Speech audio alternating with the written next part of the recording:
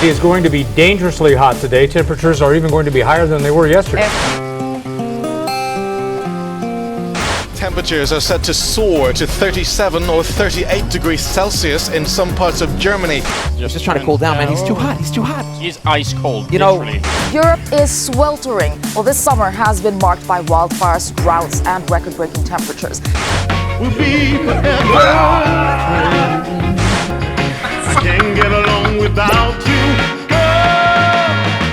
This isn't a story about Counter-Strike.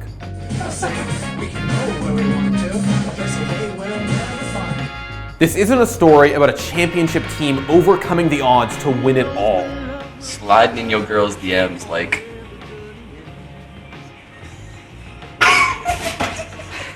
This is a story about 5 friends who dared to reach for greatness and came up short. This one's for the fans right here. Fade away. Jordan Nothing Gilbert. Fuck. That's not for the fans, I lied. This is a story about how, at a time when North American Counter-Strike seemed like a joke, one summer redefined what was possible.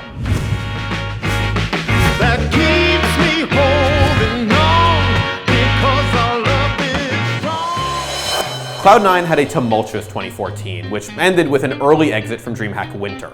And after internal disputes, fan favorite and longtime member Hunyh left the team. It's so long ago now, so everyone knows, but we were having personality clashes, not just with him, but everyone in that lineup was kind of just like, initially like just not vibing. There was something weird about issues that wouldn't have been there if we didn't have problems with the role. So we decided after that hey, let's try to like chisel these roles a little bit better and bring someone in who we felt like can vibe well with us. Cloud9 came out of a series of roster shuffles with iBuyPower's Skadoodle and a relatively unknown Freakazoid on the team. Ska and Freakazoid were the final pieces. They fell into place alongside Shroud, Sean Gares, and Nothing, and filled the gaps the team had struggled with up to that point. So the team was vibing well from the get-go, and we got the entry fragment we wanted, which was now giving us the clear-cut roles of Sean strat calling and supporting, me and Shroud kind of like playmakers off of the aggressive player who is now Ryan, and Skadoodle who would just obviously be that defensive operator. And actually in the clutch, it was a lot of times me and Scott or Shroud and Scott who were just kind of those people who rely on to win the 2vx's. Holding truck once again, they're smoked off, jumping on top of Liege, goes big onto Nothing, but Skadoodle flicking onto 1, gonna stop the bomb carrier with a double. Can he get the triple? He's looking for this peak, gets the flick on a Nitro, can he get the quad? He flicks down! Are you kidding me? Skadoodle! As April turned to May and May turned to June, the summer of 2015 in LA was getting hot as hell. Like 86 degrees in the shade hot. Beaches were busy, traffic was jammed, and the boys of Cloud9 wore tank tops. On paper, this roster shouldn't have worked, but this iteration of Cloud9 was a classic example of disparate personalities blending together into a recipe for success. You had Sean Gares, the lovable IGL who'd been with Cloud9 since the very beginning. Nothing, whose upbeat personality matched his aggressive play. Shroud, the mechanically gifted Canadian kid. Freakazoid, the jacked entry fragger with a golden smile. And Skadoodle, whose abilities with the AWP were awe-inspiring. So we had a really good mixture because everyone was evening each other out. We had like 2 quiet people in Skadoodle and Shroud, and we had 2 like loud people in Nothing and Freakazoid, and then I was kind of like the one that kind of kept the louder people in check and made the quieter people calm a little bit more. We had that like extremely good mixture where it always felt like the atmosphere was pretty good whenever we played matches or whenever we were practicing. Despite the noise this talented roster generated without even playing a game, North American Counter-Strike was still more or less a joke. No team from the region had ever made it to the grand finals of a major, and NA's other top team, iBuyPower, had just been banned for match fixing. Despite the personalities clicking behind the scenes, things weren't so hot on the server. Cloud9 debuted to a group stage exit from Gfinity Spring Masters 2. The boys came back to California in need of a game plan. Cloud9 had a lot of talent, but they needed to figure out how the individual pieces fit together.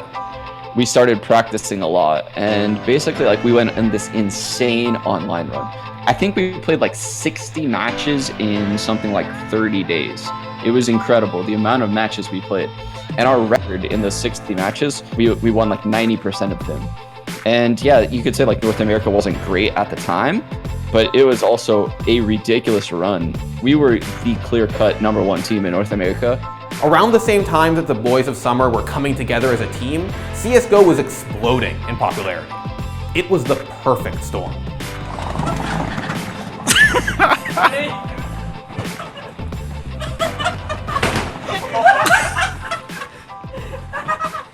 But heading into the ESL Pro League Season 1 finals, Cloud9 were faced with some of the toughest competition CS had to offer. And oh yeah, the LA Heatwave followed them to the Pro League finals. Germany was experiencing one of the hottest summers in recent memory. We are absolutely roasting. You saw Semler's sweaty brow beforehand. And we are basically, we're enjoying some ice cream. It's about 38 degrees right now. You guys are lucky. You're rocking those. This is record heat for Germany. It is, yeah. It's not ESL's fault. I mean, they have AC vents, and we're just sitting here like water on our faces. Everyone's commenting on my armpit hair. Can you hook the desk up with some Cloud9 vests? I think that's some new attire. If you guys, we probably have to ship them to you, man, because you probably don't want these. Mine smells like a word I can't say right now. Luckily, the boys in blue still had their tank tops handy. After dominating the group stage, C9 proceeded to wreck Team Envious in the quarterfinals, and then did the same to CLG in the semis. Sit the fuck down! Let's go, boys! Where are you at? How's that team house be treating you? You're going home soon! Covered off, does get flashed out, doesn't get vision. Finesse manages to come through, gets himself a second, but Skadoodle is there, a goose to cover them off. Finesse, the last man standing, the in-game leader. Can he do it for Cloud9? Or will they be in the final? Just one last play. GG, well played coming out already. It's Skadoodle that finishes it. And Cloud9 will move to the final in a simple 2-0 in the end over CLG. The finals saw them face off against the undisputed #1 team in the world. I would almost say one of the best in Europe, as you could list for many of those maps. This has just been a massacre in the end on Cash, which was Cloud9's map choice. Oh, they're going to try and push on through. They've already got the turret set up here. Olaf must have got all the information he needed. That grenade being tossed out will do some damage, but this is just Fnatic closing out in style. Smoke is going to go off, and Pronax is going to put up a very good grenade here. They're going to walk right into it. The follow-up Molotov to burn up a little bit more damage, and Sean goes down. There's JW with the kill. It's looking great for Fnatic. They've done it time and again. 2 major championships, and here it is.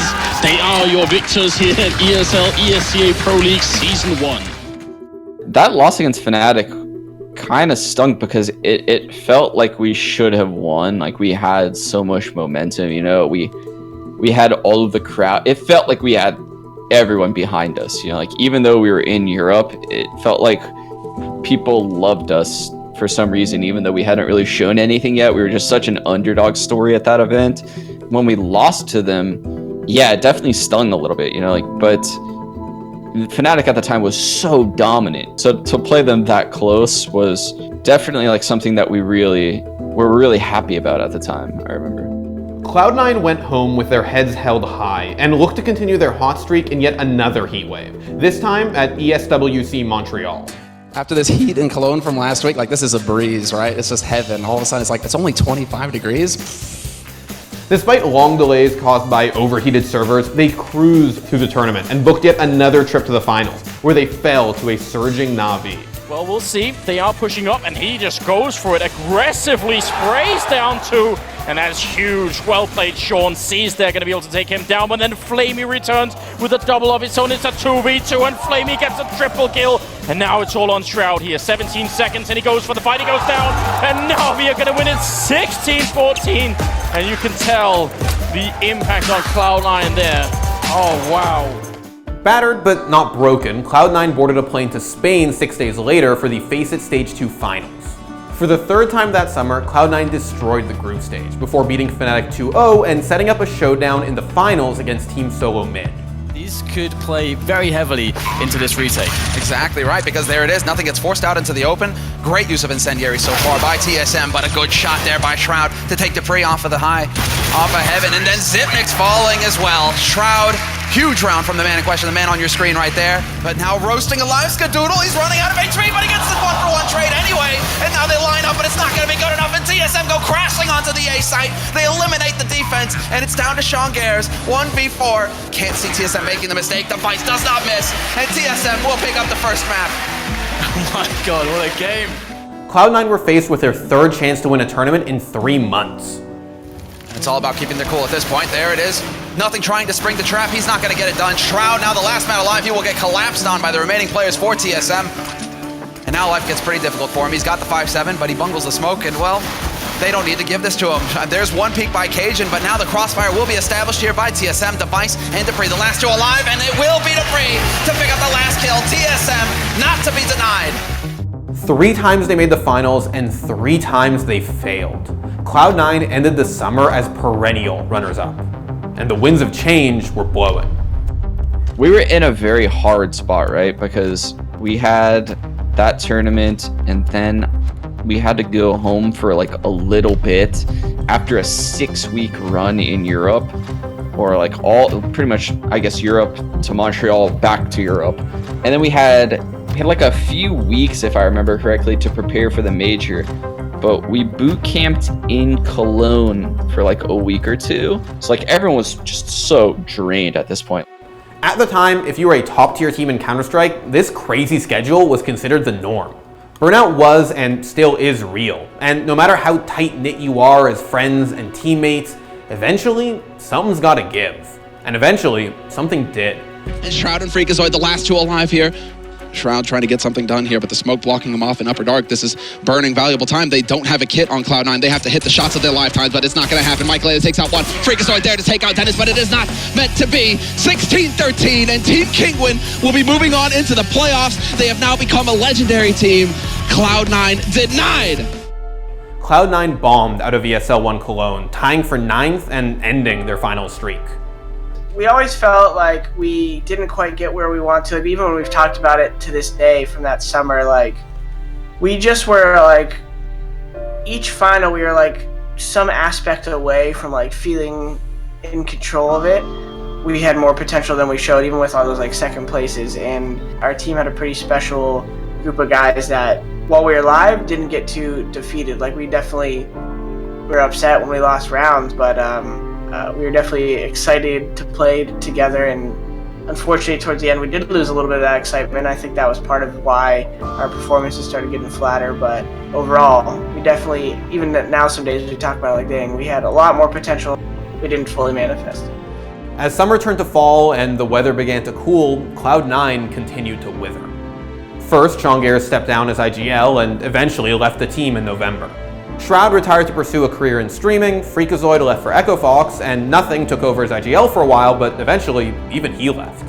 Only Skadoodle stuck with Cloud9, and suffered even more hardships before eventually paying it all off by winning NA's first major. As Cloud9 sets the push up. Oh, it's happened! They made it work! Cloud9 are your ELEAGUE major champions! They weren't the favorites, they were the underdogs, they were a heavy underdogs. But they did it for North America. Skadoodles won the major!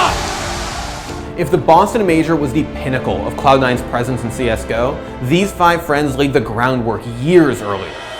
If they had won even a single championship, we'd be remembering them for their incredible run, for their in-game accomplishments. But instead, we remember this team through a wider lens, through their goofy antics and the weird way the summer heat can bring us together. You're gonna get an ice cap, are you? Ooh, fuck yeah, bud. when you got an airport shuttle showing up, but the cookies ain't ready yet.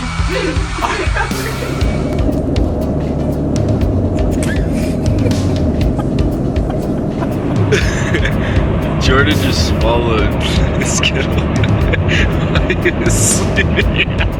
We remember them for showing us that North America was capable of competing with the best, long before we really deserved a spot on the international stage. But most of all, we remember them because we celebrate more than just results. Because sometimes, the attempt is just as beautiful as the dream. Thanks for watching. If you want more content like this, hit the sub button and ring that notification bell. For unique bite-sized videos you won't find anywhere else, hit up our Instagram, Twitter, and Facebook pages.